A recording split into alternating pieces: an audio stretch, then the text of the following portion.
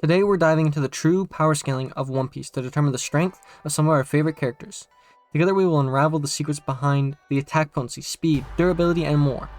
Everything that shapes the battles in One Piece. I haven't seen many YouTubers attempt this, so I hope with your help we can cover this uncharted territory. You won't want to miss a single moment as we dive into this beloved anime universe. So the adventure begins. Let's get into the secrets of One Piece power scaling. So to begin this video, I would like to establish a few things.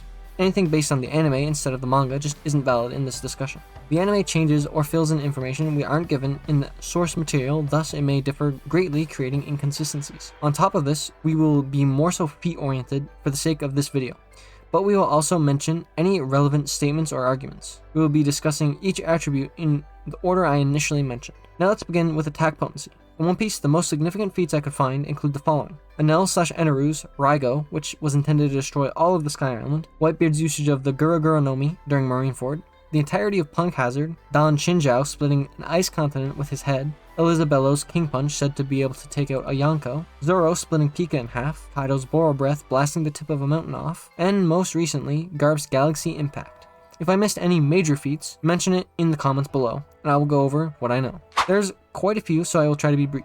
Enel's first Raigo attack destroys the Angel Island. However, there are a few things we have to take into account. Most of the island is made of some sort of cloud-based material, including cloud-based water, which makes little to no sense in terms of physics. With that said, all we can assume is the clouds are less dense/durable than regular ground, based on characters claiming it to be soft, and additionally, they are made up of water, thus meaning they are more conductive, making lightning vastly more effective at traveling through it. Enel had to use his airship to generate enough clouds and electricity in the atmosphere to pull off this feat at full power. So without prep/the Maxime, this feat isn't fully viable. However, assuming this attack could actually destroy everything, it has been calculated to be between 13 megatons to 1.5 gigatons, making it somewhere between city and large mountain level, according to Versus Battle Wiki's classifications. Enel's second Raigo was larger and more powerful, but it didn't actually impact the Sky Island since Luffy conducted the electricity using the giant chunk of gold on his arm. Whitebeard's usage of his Devil Fruit is one of the greatest feats in all of One Piece, only rivaled by Enel and Kaido. He tilted Marineford on its side and shaped the entirety of the earth around Marineford to his will, even creating tsunamis in the process. After all that, he produced a total energy output of around 8.4 megatons, which equates to being city level.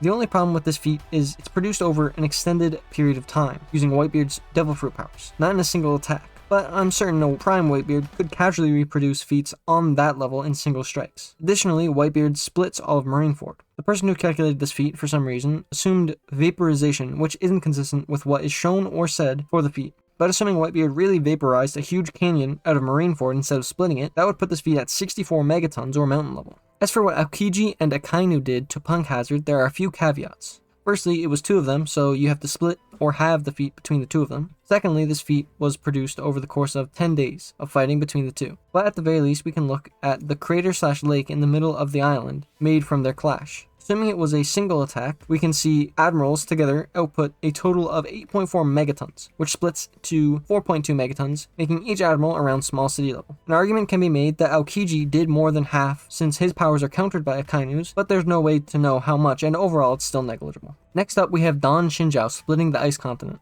So many unknowns in this, it's almost impossible to accurately define. We don't know the size of the continent as it's not visible on the maps. It's made of ice, which is much stronger than regular ice, not even being damaged by flamethrowers or ordinary ice picks, implying it is harder than steel and somehow heat resistant. Despite this, it was still calculated. However, it made an assumption for the size of the continent, assumed the entire continent was split, assumed the ice had the properties of regular ice, and again, for whatever reason, assumed vaporization instead of splitting. For several reasons, this calculation should be ignored, as it vastly exaggerates the feat, but the energy output, assuming vaporization of that much ice, would be between 27 and 73 megatons, putting this feat on city level. If you were to actually make this feat into a splitting feat, which is much more accurate, you would also have to factor in the brittleness of ice. Even though the initial energy to crack it is high, it can still be rather easily cracked or shattered. Think diamonds. They are one of the hardest materials in the world, and when used right, can cut through almost anything. But if you hit a diamond with a hammer, it will shatter like glass. Elizabello's legendary King Punch, even just a partially charged version, was capable of destroying a chunk of Pika. It's said to output 334 kilotons, putting it in the large town level. However, when Elizabello charges up the full King Punch, which is rumored to have the strength to take out a Yonko, it outputs a total of 4.22 megatons, with significant prep time,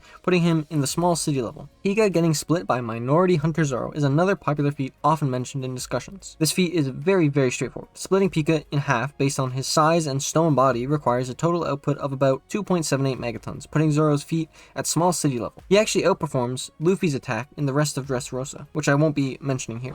The strongest beast, Kaido. In his full dragon form, he is capable of using the Boro Breath, one of the most destructive feats in all of One Piece. However, since only a small amount of it actually hit the mountain, which is partially destroyed, we only get to see a fraction of its power. Based on him destroying just the tip of a mountain, Kaido's Boro Breath outputs 15 megatons, making the attack city level at the very least. However, I strongly believe this is far from the limit of what Kaido is capable of, even with just Boro Breath. If the attack had hit the mountain straight on, I believe it would have been entirely eviscerated. There's also the fact that it's a beam attack, continuously outputting those energy levels. Hybrid form Kaido is also considered stronger overall than his dragon form, so you can assume hybrid Kaido can scale some degree higher. And finally, onto Garp's Galaxy Impact. Sadly, I couldn't find a calculation for this feat, but comparing it to a similar feat, Galaxy Impact doesn't seem to be doing more damage than what we seen Gear 4 Luffy do when he hit Doflamingo into Dressrosa. For now, we can use this as a comparison point. For some reason, a lot of people like to think Luffy destroyed all of Dressrosa with this attack, making him large island or country level, but this is very much not the case. Firstly, the section of Dressrosa that was damaged wasn't vaporized, and it's only a very small part of the city. Overall, based on the calculations in the description below, Luffy's feat only comes out to 5.8 kilotons, which comes out to town level. Due to miscalculations, which made the ground the density of a dwarf star, there was a figure of 210 gigatons going around, but that was proven false in the calculations I linked to in the description. Overall, the attack potency of these feats in One Piece are fairly consistent, especially when looking at the power level of the characters in the chronological time they are presented. Only the greatest feats start to reach the mountain level range, while most stay around town to city level depending on the tier of strength we are looking at. It is fair to also keep in mind we aren't at the end of One Piece yet, so these scales are likely to continue to grow. As it is now, I don't see One Piece having attack potency above large mountain level, with a lot of the attacks landing well below it in the town or city levels. In the future, mountain level feats may become commonplace and we could start seeing island and country level feats, but as it is now, mountain level as defined by Versus Battle Wiki is the extent of the attack potency when looking purely at feats. As for statements, we have one very weak statement claiming Whitebeard can destroy the world. The reason I consider this weak is because of the wording. Destroy the world can be taken in many different contexts. Firstly, it could be destroying the world as we know it, as in taking out the world government. It did come from the Fleet Admiral, so this is probably the most likely interpretation. Secondly, it could mean destroying civilization in general, which could be seen more so as surface wipe. Based on what we saw at Marineford, he had no real reason to hold back against the Marines, so this is possibly the extent of his power. And finally, it could straight up mean Planet Buster.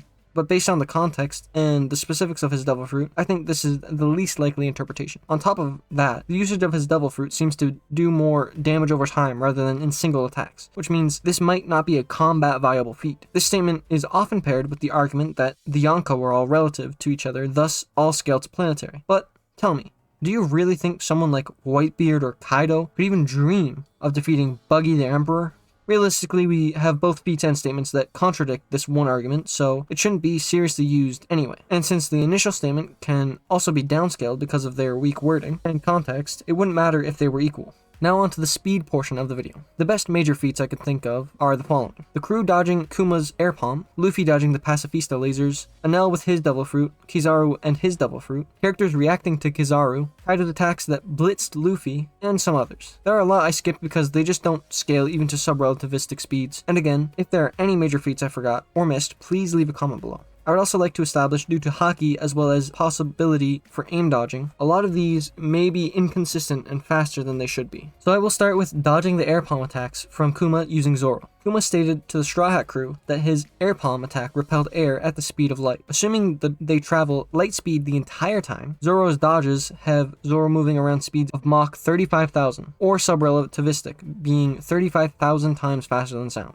I would like to mention this feat may be lessened by the fact that Kuma's attack is only stated to repel the air at light speed, not that it continues to travel at light speed. This would both increase the time frame to dodge and decrease the speed of the projectile, making this feat vastly lower. Additionally, it is entirely possible aim dodging occurred, again lowering the feat. But for now, let's take this as presented earlier. Next up, we have Luffy dodging the Pacifista lasers, post timeskip. I do fully accept the Pacifista lasers as light, unlike some people, but even so, Luffy dodging the laser from the distance he did only brings his speed to Mach 224,000. which is very impressive, but still only relativistic, being in the range of 10 to 50% light speed. However, since Luffy now has observation Haki, and the pacifista lasers seemingly have a charge time, it is very likely aim dodging also occurred, hence why Luffy considered it slow. I do think based on the slow statement, we can still keep this feat fully valid, perhaps even implying that this isn't the limits of his physical combat / movement speed. For Enel's speed, there are a few things to take into consideration, since we have 3 vastly different speeds for just lightning speed. There's the speed of the return stroke, which is generally what is considered lightning speed a lot of the time. There's the speed of lightning bolts on the way to the ground from the clouds, and what I would consider the most likely and accurate is the speed of lightning in a straight line. Return strokes are the lightning going from the ground back into the sky, traveling back through the ionized air created on the way down. This moves at Mach 292,000 or relativistic. Lightning bolts travel from the sky to the ground at around Mach 350, being only a relatively slow, massively hypersonic speed. However, the number I think is the most accurate is lightning in a straight line, since Enel has full control of his lightning. When lightning travels from the sky to the ground, 2 major factors slow it down. Firstly, it travels in a zigzag pattern, obviously increasing the time it takes to move from the sky to the ground. Secondly, as the lightning moves from one zigzag, which is called a step, to the next, it travels 30 to 50 meters in just 1 microsecond before pausing for an entire 50 microseconds, meaning it spends 50 times more time staying still than it does moving. So just looking at the 30 to 50 meters in 1 microsecond, we get a range of Mach 87,500 to 146,000, putting this into the relativistic ranges. However, this speed can be massively increased if more conductive materials are used as a travel source, such as clouds or metals. Or, if lightning recently passed through, ionizing the air, it would simulate speeds equal to or greater than the return stroke. This is a bit of a major argument within the community, but Kizaru's speed isn't well defined. Without argument, when he fires light as lasers or turns his body into light, it cannot exceed light speed unless outright shown or stated to do so. As for his combat speed, when not in his light form, I think that is up to interpretation. He could be much slower or he could be much faster. We don't have enough feats or statements to really say either way. So for now, I think it's best to just consider him light speed. Rayleigh was capable of reacting to and attacking Kizaru at relevant speeds. Going off the light speed Kizaru, we can see Rayleigh during his fight with Kizaru has a feat in which he moves at Mach 144,000, or in the relativistic range. The only arguments here to change the feat is Kizaru's speed could be faster or slower, and the point of Rayleigh's Haki mastery. But I think it's fine to take this feat as is. Kaido's speed in his fight against Luffy isn't something super calculable. I have seen some calculations, but they're flawed because they use the reaction speed to react to light from 1 meter as a time frame for the feats. But for obvious reasons, this doesn't work. But for this, we can say Kaido was fully capable of blitzing Luffy. So if we take the previous Luffy speed of Mach 224,000 and apply the general accepted speed difference of 4.45 times to blitz someone, we could argue Kaido's speeds to get up to Mach 997,000, meaning Kaido could be considered, through this logic, to be around FTL. Specifically 1.14 times the speed of light, showing us that the man considered to be the strongest creature has the best speed feat in all of One Piece. Finally, to conclude the speed section, I would like to go over a massive outlier, which is definitely argued over, but largely not accepted by the community. That is to do with the slow fruit and the supposed photons it fires. Firstly, I would like to mention, despite being stated to be photons, they are missing several key characteristics of photons, as well as having behaviors unlike photons. Additionally, Foxy calls it both an atom and names it a photon, which is contradicting information. It was also said to emit radiation, which again is inconsistent. Photons don't emit radiation, they are the radiation that is emitted by atoms. Based on this evidence, it's likely either just a poorly named discovery Oda put in there to make fun of Foxy / make him seem stupider, or something Oda never really thought too deeply on. On top of this, if we go along with the photon argument, it is possible the photon slows itself well below the speed of light, as its main property is to not reduce the energy but reduce the velocity of things. Though it must also technically increase the mass or just break physics generating energy from nothing, and photons don't normally have mass but do have energy. It doesn't make any sense, and logically Foxy explains an atom but then calls it a neurophoton afterwards. It also may be that the power fires an atom-based attack or something like Law's Room that then emits the photons that have the slowing effect, rather than directly firing the photons. This seems more consistent with the way it's explained in the manga with the context. Now for durability. Overall, I think going over specific feats won't be that helpful, so I'd like to speak in terms of a more general sense. So firstly, based on the prior attack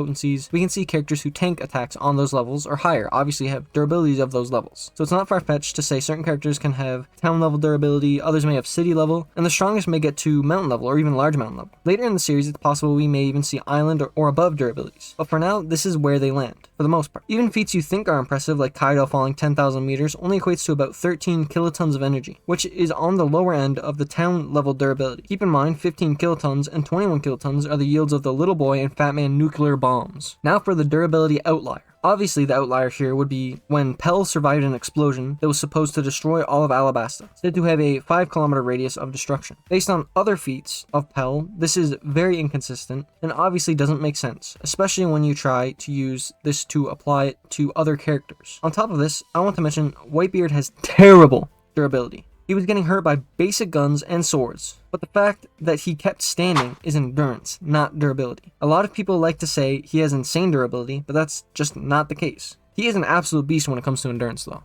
Now I want to go over all the unique traits of One Piece, like the limitations of Haki, the weaknesses of Logia Devil Fruits, specific unique abilities like Law's Appi Appi no Mi, and mention the almighty Gear 5 that Luffy has been showcasing to us recently. I will also obviously mention all Devil Fruit's main weaknesses. So to start, I think I will go over Devil Fruits. As anyone who watches One Piece is aware, a Devil Fruit user who gets into water starts to get weakened. We are explained at different levels of submersion, you get more and more weakened until you are no longer capable of voluntary movements while submerged. Certain Devil Fruits that alter your body structure, like Luffy's, still affect their body. So Luffy is still like rubber underwater, but he cannot choose to stretch or not. On top of this, we are told running water such as rain or showers do not apply this weakening effect. And something not well known, but stated by Oda in the SBS, is that the type of liquid does not matter. It could be seawater, or it could be water content in your favorite soda. This is reinforced in Skypiea, when the cloud-based liquid is treated the same as regular seawater.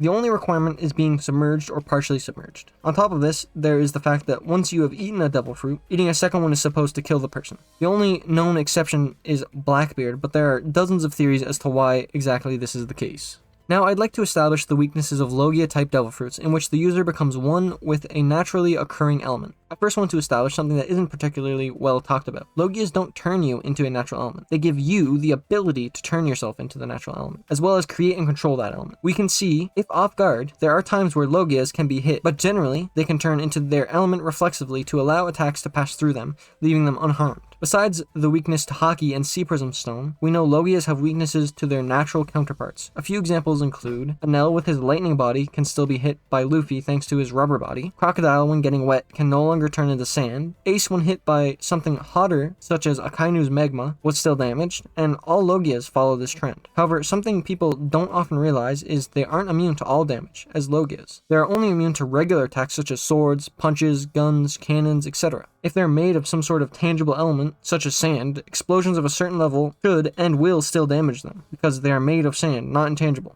Fire is weak to liquid or hotter fire, and ice or snow is weak to heat. Even Admiral Greenbell is a Logia that turns him into various forms of flora, usually making his body out of wood. As I'm sure you're aware, wood is susceptible to damage, and thus energy-based attacks such as fire, lasers, bombs, lightning/electricity, and possibly in this case, ordinary attacks at high enough levels may even be effective. I know Admiral Greenbell can make himself fire resistant, but Boro Breath, a fire-based attack, can still burn clean through him. As for Haki, I see a lot of people treat Haki as a limitless defense and offense, but I will establish the limitations it has. I'll start with Conqueror's Haki. There are a few usages of this ability, but the primary usage is for the user to impose their will onto others, causing them to fall unconscious. If the target has a strong enough will, they will feel less of this effect or be completely immune. Additionally, you have to be born with this type of Haki. The rest of Conqueror's Haki isn't relevant here. As for Observation Haki, especially Future Sight, people like to act that it makes One Piece characters untouchable. We see Observation Haki can be countered by not thinking and just fighting with instinct. Many fighters in anime are able to do this. A prime example is Ultra Instinct Goku. As a limitation of Future Sight Haki, Rock Lee said it best.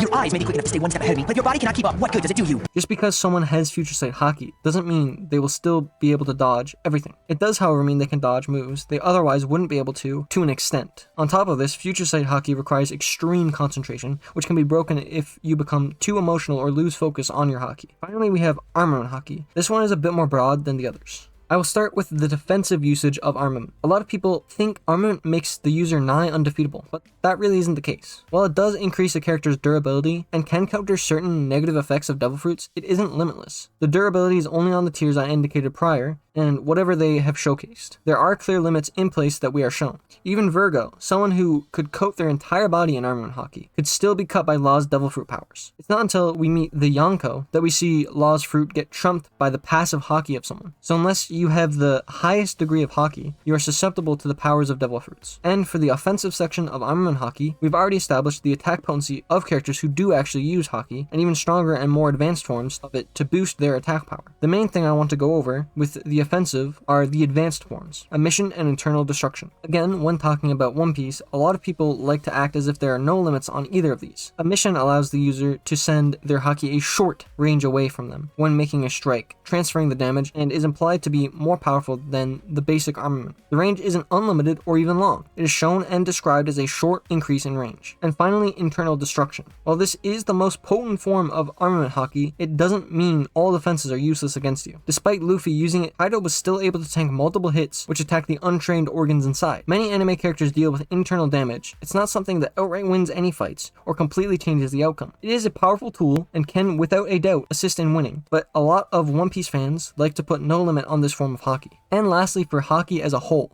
there's a pool of Haki which a user can draw from. Once they empty that pool, they become fully physically exhausted to the point even just moving becomes difficult until they have spent the time to recover. Different users have different limits and recovery times, but without the help of others, running out of Haki can mean an immediate loss for most. Now I want to go over the unique abilities in One Piece that can be major talking points in versus battles, and I will be starting with Trafalgar D. Law's Devil Fruit. This is a notoriously strong Devil Fruit with insanely powerful hacks abilities. The user can create a room and essentially control everything within it. The main weaknesses of this Devil Fruit, however, includes the size of the room, unless the user sacrifices their lifespan to extend the range. The fruit is also very taxing on one's stamina, which can eventually lead to, again, the loss of lifespan. The user must also use various hand signs to create/use the effects of the room, which can be countered, stopped, predicted, or avoided, especially against other characters with unique abilities. The user can only have one room at a time, meaning they have to dismiss their current one to create a new one if a fight moves away from their current room. Besides Law, I want to mention fishmen as a whole. Again, a lot of people in the One Piece community like to act like they are gods in the water, but even the strongest fishermen in all of One Piece would most likely lose to people like Shanks or Mihawk, even in the water with their home advantage. Jinbei could barely combat Big Mom. One attack sent him flying,